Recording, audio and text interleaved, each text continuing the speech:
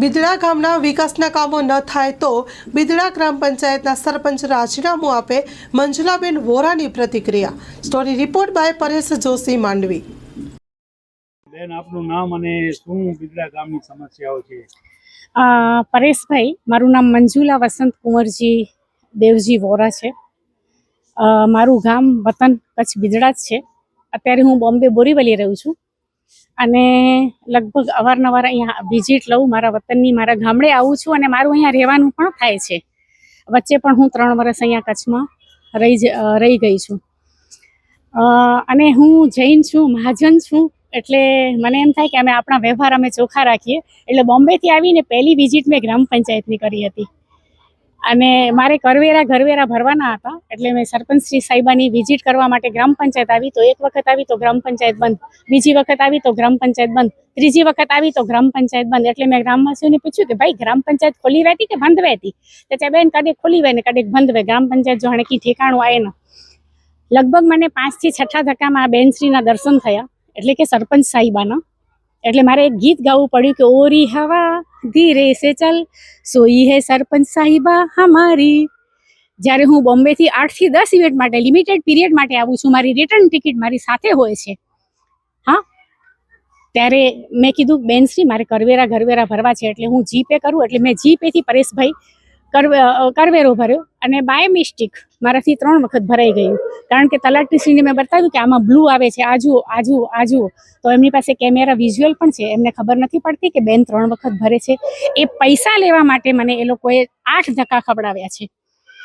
ત્યારે મેં ગામના એક પ્રતિષ્ઠિત વ્યક્તિ છે એમની સલાહ લીધી કે ભાઈ હવે હું પરેશાન છું, મારે બોમ્બે જવું છે, બેક ટુ પેવેલિયન, મારી રિટર્ન ટિકિટ છે. તો મને કહે કે શું એ પૈસા ઉચાપત કરવા માંગે છે? પછી આવીએ આપણે બીજા મુદ્દા પર. હવે હું અલગ ટ્રેક પર જઈશ. હું ગામમાં અત્યારે મારું રહેવાનું થયું એટલે ગામની પ્રગતિ અને વિકાસ માટે જોયું કે આ લેડીઝ છે, એક નારી શક્તિ છે. આજે નરેન્દ્ર મોદી PM જેવા પણ જ્યારે સ્ત્રી શક્તિને વખાણે છે તો મને એમ થયું કે એક લેડીઝ છે અને લેડીઝની સમસ્યા જાણી શકે છે.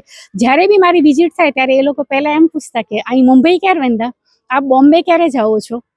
અચ્છા, મારા પૈસા જ્યારે એની પાસે 3 વખત ગયા તો મને કહે કે તમે હવે ગ્રામ વિકાસમાં નાખી દો બેન, આ પૈસા હવે ગ્રામ વિકાસમાં. તો મેં એને પ્રશ્ન પૂછ્યો on that time I was surprise કે હું 6 વખત આવું છું ત્યારે મને સરપંચશ્રીના દર્શન થાય છે અને ગ્રામ વિકાસ કયું થયું છે એમની પાસે?